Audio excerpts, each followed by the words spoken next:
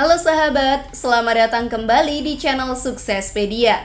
Ternak belut kini mulai banyak diminati. Hal ini tentu tak lepas dari tingginya permintaan pasar akan belut yang dinilai kaya nutrisi untuk kesehatan tubuh. Tidak hanya itu saja loh, beberapa sumber juga mengatakan bahwa cara membudidayakan jenis ikan air tawar yang satu ini juga tergolong mudah. Bahkan ada yang mengatakan juga ternak belut bisa panen hanya dalam waktu 3 bulan saja. Benarkah itu sahabat, dan bagaimana sih caranya? Temukan jawabannya dengan menonton video ini hingga akhir. Inilah ternak belut paling mudah 3 bulan langsung panen, versi dari Suksespedia. Kita tahu ya, belut merupakan salah satu jenis kelompok ikan air tawar yang dapat hidup di tempat yang memiliki sedikit air dan berlumpur. Ada dua jenis belut yang biasa dibudidayakan, yaitu belut sawah dan belut air. Perbedaan mendasar dari kedua jenis belut tersebut yaitu bentuk tubuhnya. Ketika hendak melakukan ternak belut, hal yang perlu diperhatikan yaitu pembibitan dan pembesaran hingga belut siap untuk dipanen. Belut sahabat merupakan salah satu jenis kelompok ikan air tawar yang dapat hidup di tempat yang memiliki sedikit air dan berlumpur. Meskipun demikian, tempat hidup sangat mempengaruhi kualitas belut yang didapat. Sahabat bisa memilih untuk menggunakan media drum ataupun terpal, atau juga bisa menggunakan kolam jenis lainnya ya. Nah, setelah menentukan nih di mana belut akan dipelihara, yuk kita simak cara beternaknya sahabat. Namun sebelum lanjut, klik dulu tombol loncengnya ya, biar kalian gak ketinggalan info baru dari channel ini.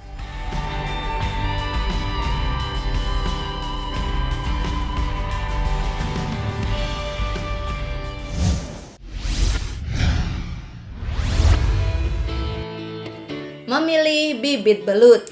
Bibit belut yang hendak digunakan haruslah dalam keadaan yang baik. Ada dua cara yang biasa digunakan untuk mendapatkan bibit belut, yaitu dari hasil tangkapan atau hasil budidaya. Tentunya bibit yang didapat dari kedua cara tersebut memiliki keunggulan dan kekurangannya masing-masing. Bibit belut yang diperoleh dari hasil tangkapan biasanya memiliki ukuran yang tidak seragam, dan bibit belut yang didapat kemungkinan besar memiliki trauma akibat penangkapan. Namun rasanya akan jauh lebih gurih karena hasil jual yang tinggi.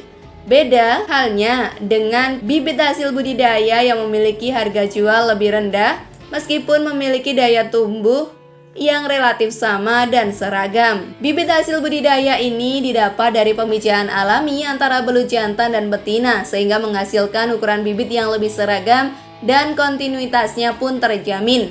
Kriteria bibit yang digunakan harus memiliki ukuran yang seragam ya, untuk memudahkan pemeliharaan. Selain itu, bibit harus bebas dari penyakit, tidak loyo, tidak cacat ataupun luka. Untuk budidaya belut sendiri biasanya menggunakan bibit belut yang ukurannya tidak terlalu kecil dan harus memiliki panjang 10-12 cm. Mudah bukan sahabat?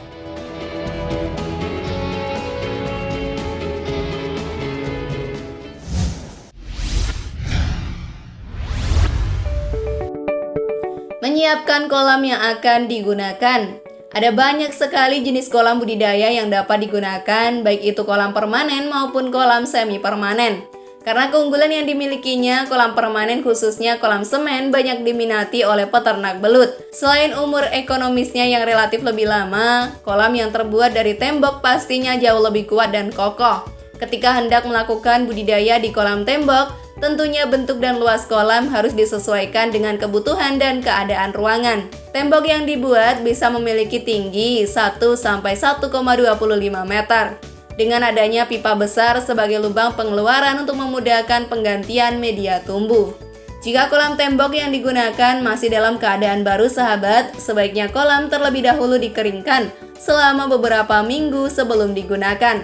Lalu rendam kolam dengan menggunakan air yang ditambah daun pisang, pelepah pisang ataupun serabut kelapa untuk menghilangkan bau semen. Lakukan pencucian minimal 3 kali.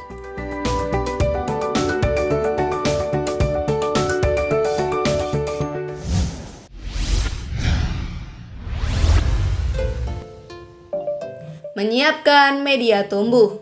Karena belut tumbuh di perairan berlumpur, maka kita hendak membudidayakannya haruslah juga disiapkan media tumbuhnya agar belut dapat tumbuh dengan baik.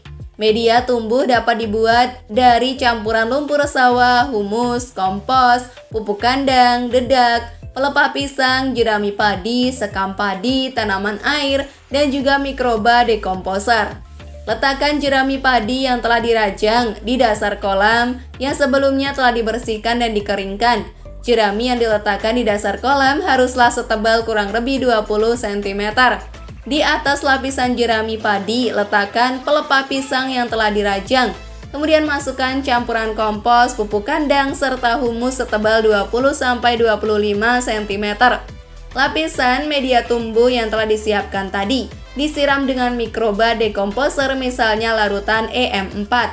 Setelah disiram nih, media tumbuh sahabat ditimbun dengan lumpur sawah setebal 10-15 cm dan biarkan 1-2 minggu agar dapat terfermentasi dengan sempurna.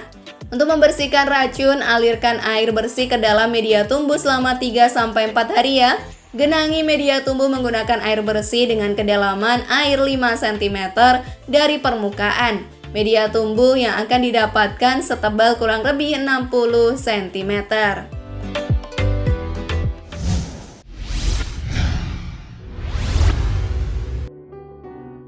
Menebar bibit belut. Karena dapat dibudidayakan dengan kepadatan tinggi, untuk setiap meter kolamnya dapat ditebar bibit belut yang memiliki panjang 10-12 cm, berkisar 50-100 ekor per meternya ya.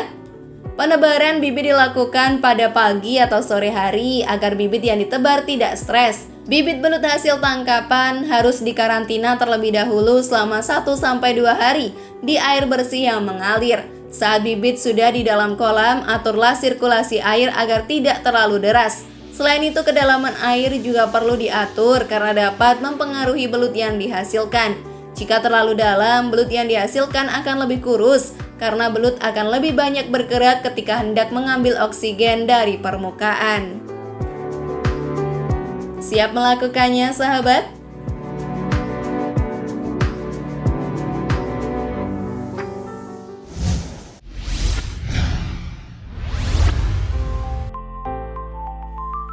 Memberi pakan belut. Karena belut merupakan hewan yang rakus, kesalahan dalam memberi pakan dapat berakibat fatal. Salah satunya yaitu belut akan saling makan satu sama lain. Oleh sebab itu, takaran pakan harus disesuaikan dengan populasi belut dan bobot tubuhnya. Jumlah pakan yang biasanya diperlukan belut yaitu 5-20% dari bobot tubuh mereka. Populasi belut 10 kg biasanya memerlukan bobot pakan 0,5 kg untuk belut berumur 0-1 bulan, 1 kg untuk belut berumur 1-2 bulan, 1,5 kg untuk belut berumur 2-3 bulan, dan 2 kg untuk belut berumur 3-4 bulan. Pakan yang digunakan bisa berupa pakan mati atau pakan hidup seperti cacing. Untuk belut kecil dapat diberi pakan hidup berupa cacing, kutu air, kecebong, larva ikan, dan serangga.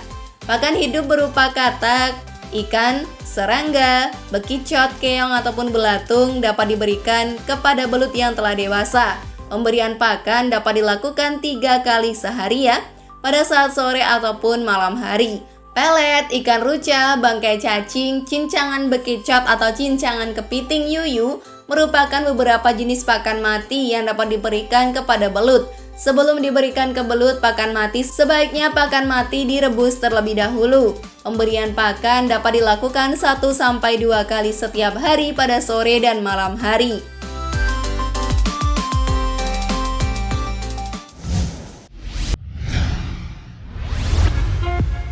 Memanen belut. Terdapat 2 cara nih dalam memanen belut hasil budidaya, yaitu panen total dan panen sebagian.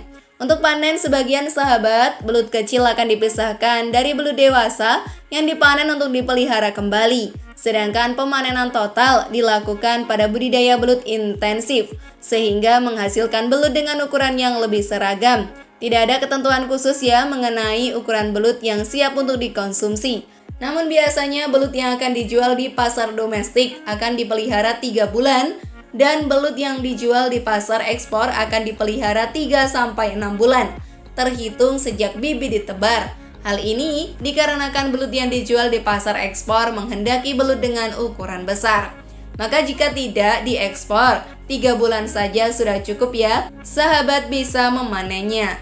Siap menjadi sukses dalam waktu 3 bulan sahabat? Share pendapat menarik kalian di kolom komentar ya. Terima kasih sudah menyaksikan channel kami. Mari membangun channel Suksespedia dengan cara klik tombol subscribe, like, share, dan aktifkan tombol loncengnya. Sampai jumpa di video berikutnya. Jangan lupa tonton video yang lainnya ya.